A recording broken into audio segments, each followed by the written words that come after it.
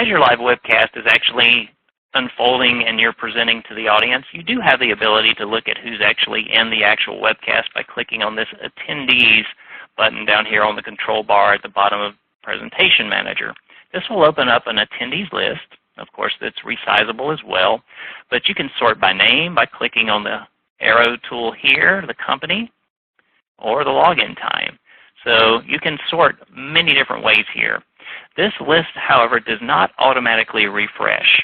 So I would recommend that you always click Refresh List to get the most up-to-date information.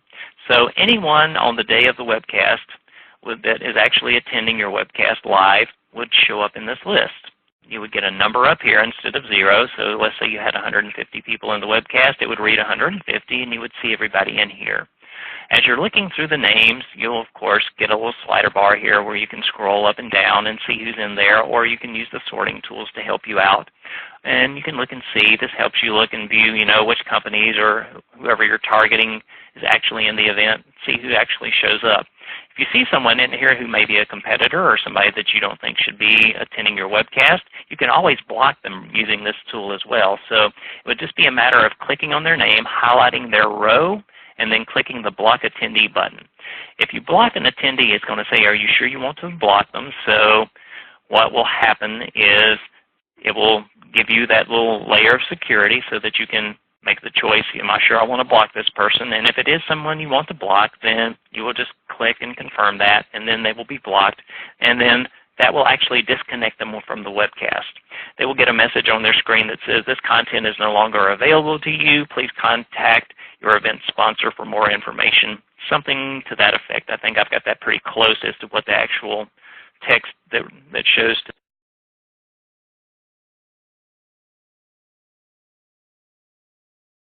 connect somebody that you don't want in your actual webcast at the moment. And it's a nice way of saying, that we're kind of booting you out of there. And they would have to get in contact with the person actually sponsoring the event, which would be you, and allow you to control who's actually viewing your content. So this tool is really handy in a lot of different ways. It's just something to check occasionally, I think, but it is there and allows you to see how all that is actually happening during the course of the webcast itself. Now, in the reporting features, you will get a graph in the reporting features on the dashboard that actually shows how people actually enter and leave your event. So you'll get a bar graph, or a line graph actually, that will show you how people will actually come, and when you have your peak moments, at what time in the webcast you had the most people in, at what time in the webcast you had the fewest people in. So you get lots of reporting features as well. So the attendees list is not the only way to measure this.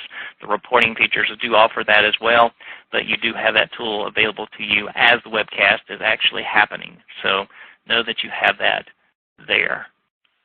Any questions about using that tool? Nope, no questions.